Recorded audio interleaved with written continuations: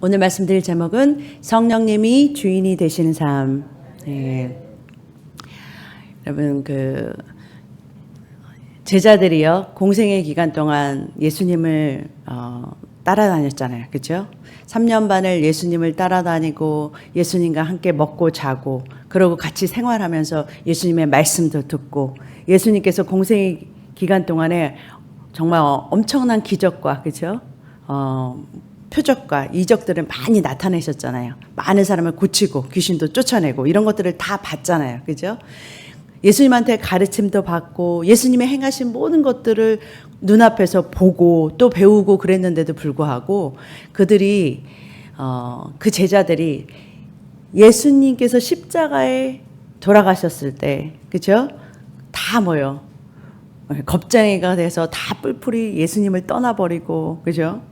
하나님의 뜻을 알지도 못하고 그 계획을 알지도 못하고 그냥 어떤 그러한 사람들이었었는데 그들이 오순절 성령님을 오순절 성령 강림하실 때 성령님을 받고 나니까 그들이 다시 새로운 사람이 되잖아요.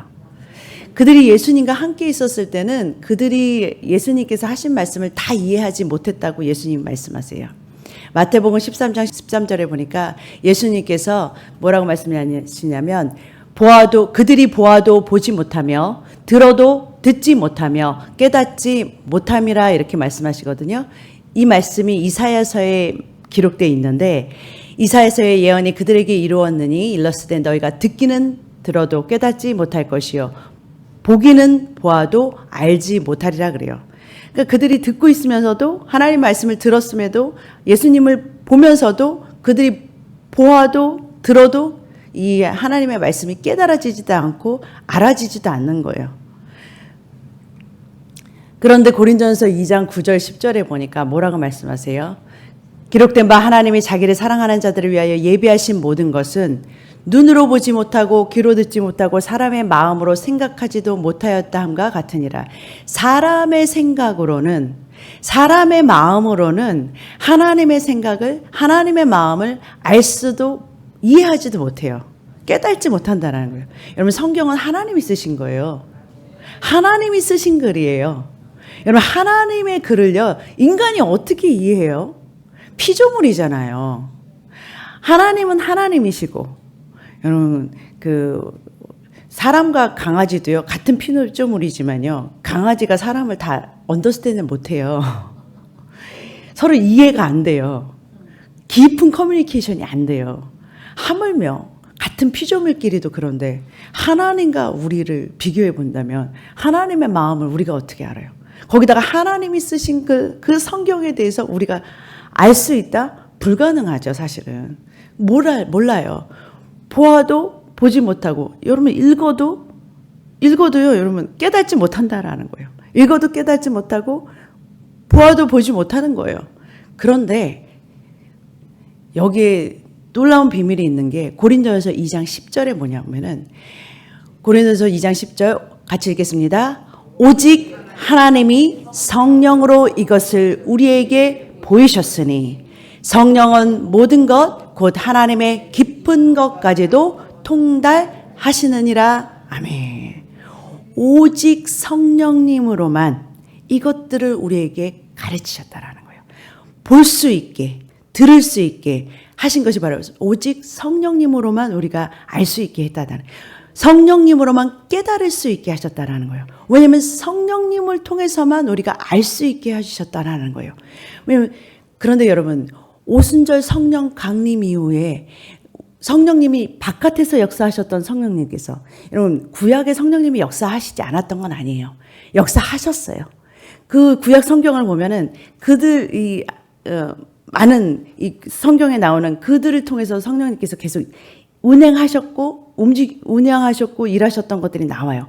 그런데 이제는 우리 안으로 오셨다라는 거예요. 예수 그리스도를 주로 영접한 그 사람들 안으로 이제 들어오시는 거예요. 그러니까 우리 안으로 오시는 거예요. 그 성령님께서 뭐냐면은 이제 하나님께서 예수님께서 말씀하신 그 성경에 대해서 깨닫게 하시고 알게 하신다라는 거예요. 그러니까 성령님이 아니고서는 깨달을 길이 없는 거예요. 알 수 있는 길이 지식적으로는 알 수 있죠. 그렇지만 하나님의 마음으로 쓴 이 하나님의 사랑의 메시지의 편지가 읽혀지지가 않는다라는 거예요. 여러분 하나님의 마음에 든 하나님이 사랑으로 우리에게 편지를 쓴 것이 바로 이 성경이에요. 하나님의 사랑의 메시지가 바로 이 글로 쓴 게 바로 이 성경이거든요. 근데 이 마음이 만져지지가 않는다니까요. 아무리 봐도 이 하나님의 마음이 느껴지지가 않아요. 그거는 뭐냐면 깨닫지 못한다라는 거예요. 근데 하나님의 마음이 느껴진다, 깨달아진다. 이것이 바로 성령님으로만 알 수 있게 하셨다라는 거예요.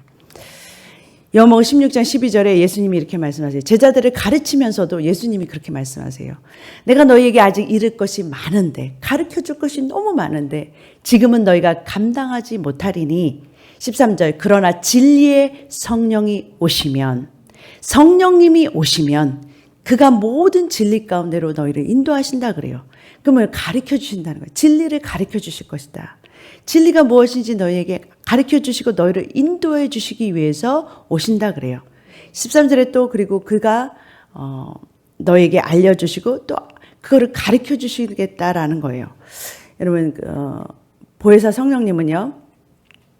요한복음 14장 26절에 보니까 보혜사 곧 아버지께서 내 이름으로 보내실 성령 그가 너에게 모든 것을 가르치시고 내가 너에게 말한 모든 것을 생각나게 하신다 그러세요. 여러분 성령님이 하나님께서 말씀하신 모든 것들을 뭐요? 가르치세요. 성령님께서 모든 것을 우리에게 생각나게 하세요. 그렇게 하시기 위해서 오신 분이 바로 보혜사 성령님이시다. 우리를 가르쳐 주시고 우리 곁에서 도와주실 뿐만 아니라 우리의 가장 옆에서 가장 친한 친구가 되어주시고 우리를 위로하시고 우리와 함께 하시며 영원토록 우리를 떠나지 않으실 분이 누구시냐? 바로 성령님이시다. 여러분 그래서요. 여러분들이 가장 여러분들 삶에서 가장 가까이 친밀하게 지내셔야 될 분이 누구냐면은 성령님이세요. 여러분과 우리 안에 찾아오신 성령님. 그 성령님을 가장 존중하고 가장 그분을 인정하고 그분과 함께 동행하셔야 된다라는 거예요. 그분이 가장 여러분의 가장 친한 친구가 되셔야 되는 거예요. 그러니까 여러분 그거는 여러분 성령님이 우리에게 오신 것은 성령님께서 우리가 거룩하기 때문에 오신 것이 아니에요. 여러분과 저희가 거룩하지 않아요. 거룩하지 않는데 거룩하게 만드시기 위해서 오신 거예요. 거룩한 사람들이 아닌데 여러분 우리가 성경을 잘 읽고 뭔가 신앙생활을 잘하고 엄청나게 뭔가를 잘했기 때문에 성령님이 우리를 찾아오신 것이 아니에요. 우리가 죄인이었음에도 우리를 구원하신 예수님처럼 우리가 부족하고 연약하기 때문에 찾아오신 것이 성령님이세요. 그래서 우리를 도와주시기 위해서 오셨다니까요. 우리 함께 해주시고 우리에게 힘 주시고 여러분 사실은 여러분들이요. 그 초대교회에 있었던 그 제자들, 새롭게 된, 변화받은 그러한 제자들, 예수님의 제자들, 그들이 결국은 뭐예요? 전에는 예수님을 3번 부인했잖아요. 예수님을 모른다고 부인했던 그 베드로가 담대하게 예수님을 전하는 자가 됐잖아요. 순교의 자리까지 갔잖아요. 그렇게 그가 그 삶이 완전히 변하게 된 것은 그가 강력한 크리스찬, 담대한 크리스찬, 능력 있는 크리스찬이 됐기 때문에 그런 거거든요. 근데 그러한 능력 있는 그러한 크리스찬의 삶으로 변화될 수 있었던 그 키는 뭐냐? 바로 성령님이세요. 크리스찬 라이프가 생명력 있고 능동적이고 기쁘고 행복하고 강력한 영향력을 줄 수 있는 삶을 살 수 있는 그 키는 뭐냐? 바로 성령님이시라는 거예요. 성령님을 통해서만 그 크리스찬의 삶이요. 우리의 그 삶이 달라질 수 있는 거예요.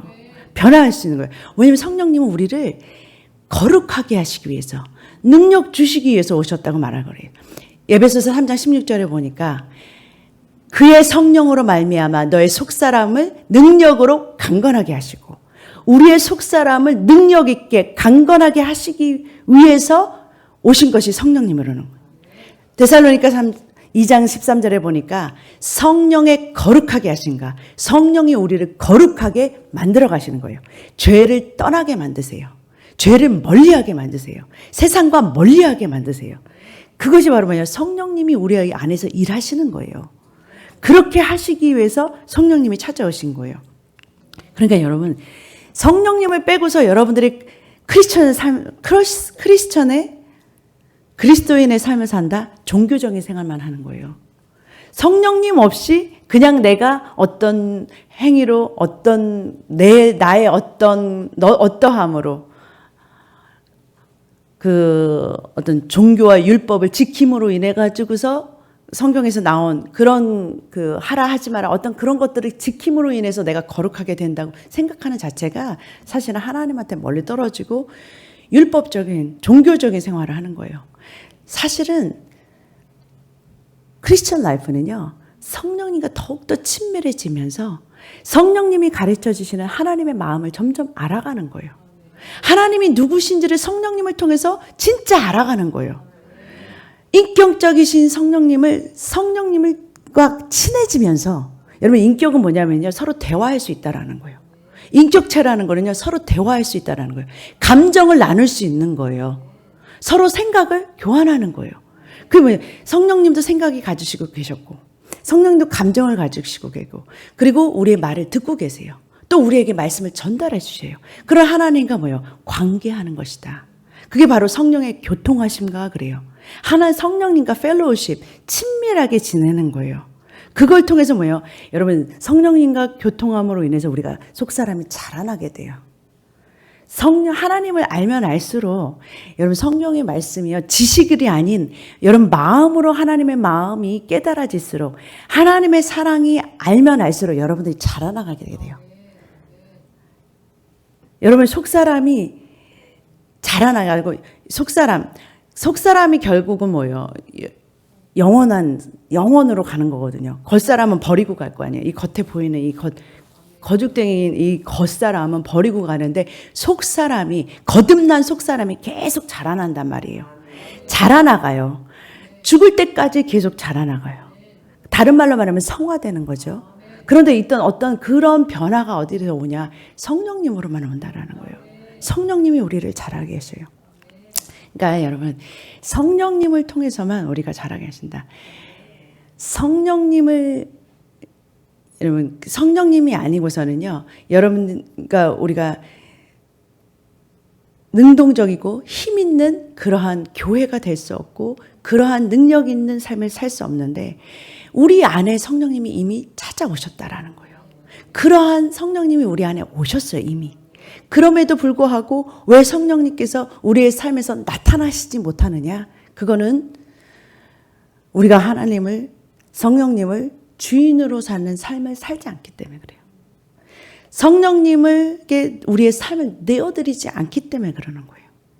물론 우리의 삶의 주인이 주님으로, 예수 그리스도가 우리의 주인으로 오셨는데도 불구하고 내 자리를 주님께 내어드리지 않고 내 삶의 주인으로 주님을 인정하지 않기 때문에 성령님이 아무것도 못 하신다라는 거예요. 여러분, 성경에 보면은 그 부자 청년이요, 예수님을 만났을 때 예수님께서 이렇게 말씀하시잖아요. 부자 청년에게, 그 이야기 아시죠?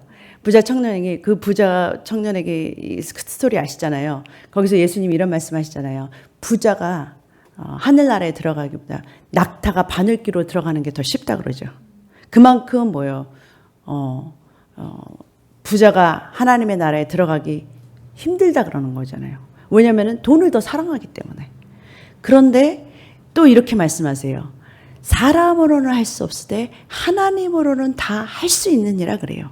사람은 안 돼요. 사람은 아무리 거룩해지려고 그러고 십계명을 다 지키고 종교적으로 율법적으로 어떻게 계명을 지키려고 해도 사람의 마음으로는 하나님의 이 성경이 지켜지지도 않고 하나님을 사랑할 수도 없고 하나님의 이 말씀이 깨달아지지도 않는다라는 거예요. 그렇기 때문에 사람으로는 할 수 없다 그래요. 그런데 하나님으로는 다 하실 수 있다. 그 뒤에 나오는 내용이 뭐냐면 삭개오의 내용이 나와요. 근데 삭개오는요, 돈을 사랑했던 사람이에요. 근데 그가요, 예수님을 만나니까요, 돈이 중요한 게 아니에요. 예수님이 더 중요한 거예요. 근데 예수님을 만나고 나니까 내가 사람들한테 빼앗았던 모든 돈을 다 갚겠습니다. 4배나 갚겠습니다. 다른 사람에게 이웃에게 나눠주겠습니다. 왜 이렇게 변한 거예요? 왜 이렇게 달라진 거예요? 예수님이 그렇게 성령님이 우리를 변화시킨다라는 거예요. 이게 무슨 말이냐면 여러분, 성령님으로 인해서만 하나님의 마음이 알아질 수 있다라는 거예요. 깨달아지는 거예요. 성령님으로 인해서만 변화될 수 있다라는 거예요. 그러기 위해서는 여러분, 삭개오가 예수님을 갈망한 것처럼 그가 뽕나무에 막 올라가죠. 부끄러움도 생각하지 않고 무조건 뭐예요? 예수님을 갈망하고 예수님을 찾고 예수님을 주인으로 이 삶을 먼저 여러분 예수님께 내어드리는 삶을 사시라는 거예요. 여러분의 시간과 여러분의 시간들 모든 것들을 뭐예요? 주인이신 예수님께 내어드리는 거예요. 그 삶을 내가 얼마만큼 주님께 내어드리냐 만큼 주님께서 내 삶에 들어오셔가지고서 내 삶의 주인이 되실 수 있는 거예요. 근데 내가 내 마음대로 내 멋대로 한다면 주님께서 절대로 내 삶을 조정하시진 않기 때문에 하나님은요 컨트롤하는 하나님이 아니세요. 조정하시는 하나님 성품이요 누구를 조정하는 게 아니에요. 그러셨으면 왜 우리에게 자유의지를 주셨겠어요.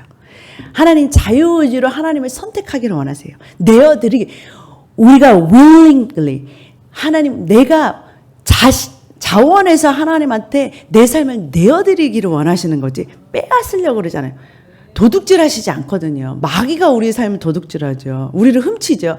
성령님은요 인격적으로 우리를 대하세요. 우리를 굉장히 존중하세요. 그렇기 때문에 피조물이라 할지라도 우리를 사랑하시고 또 우리를 존중해 주시기 때문에 우리가 내어드릴 때까지 기다리신다라는 거예요. 우리가 하나님을 찾기를 원하시고 하나님 먼저 우리를 원하시지만 우리가 스스로 하나님을 갈망하기를 원하시는 거예요. 하나님 갈망하기를 원하시고 하나님을 찾기를 원하시고 하나님한테 나의 것을 주인이 되어서 주인이신 하나님께 묻기를 원하시고 내어드리길 원하시는 거예요. 그럴 때 하나님께서 뭐예요? 하나하나 나의 삶의 주인이 되어주시는 거예요. 내 삶을 이끌어 가주시기 시작한다라는 거예요. 그것이 바로 내가 내 안에 계신 주님이 사시는 삶이다. 내가 사는 삶이 아닌 내 안에 계신 그리스도께서 사시는 삶이다. 여러분 그러면은요 하나님의 마음이 깨달아져요. 여러분이 몰랐던 하나님의 마음이 깨달아지기 시작해요. 여러분의 삶이 뭐예요? 능동적인 능력 있는 세상에 영향력을 주는 그러한 크리스천의 삶이 된다. 여러분 그렇게 되면요 여러분이 능력 주시는 이유가 있어요. 여러분에게 힘 주시는 이유가 있어요. 그것은 목적은 뭐냐? 그리스도의 몸된 교회를 세우기 위해서다. 하나님의 나라를 세우기 위해서다. 여러분 하나님께서 이렇게 찾아오신 성령님을 오늘도 인정하심으로 그분과 동행하심으로 승리하는 저와 여러분의 풍성한 삶이 되시기를 주님의 이름으로 축복합니다. 기도하겠습니다.